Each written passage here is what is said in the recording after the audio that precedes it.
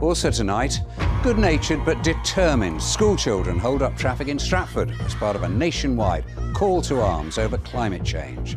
Climate change is happening, the global temperature is changing, and so please just wake up. It was time for young voices on the streets of the Midlands and indeed across the country today. Here in Herefordshire, Birmingham and Warwickshire, hundreds of students left their schools and colleges and took part in protests over climate change. In one town, an impromptu march was held. Kevin Reid reports.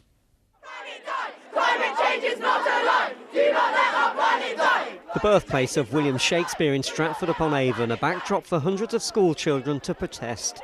They'd been given authorised absence by their schools as part of a now worldwide campaign called Schools for Climate Action.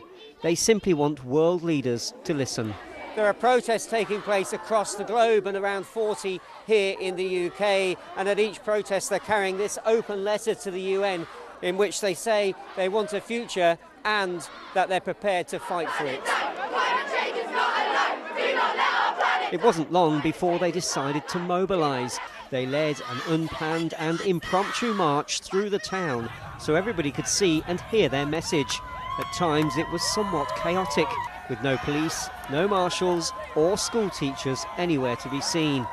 And after almost an hour, they returned to the Bard's birthplace. We're here today because we don't think we've been listened to, and we want to make it clear that young people are interested and it's our future that's going to be affected. I think Donald Trump tweeted something the other day saying climate change can't be happening in America because there's a snow blizzard, and it's just a complete ignorance of the situation at hand. Big things are happening, like it's a real issue, and I'm scared that it's going to be too late to change it.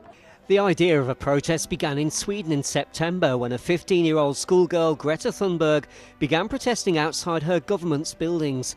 Word soon spread and captured the imagination of young people across Europe, like in Birmingham, where they also protested today. A lot of us feel that the government aren't doing everything that they could, and so we're all here to try and change that. Ever since I was 5, I was being told the government would sort out climate change, but they're not, and there needs to be more done to save our planet.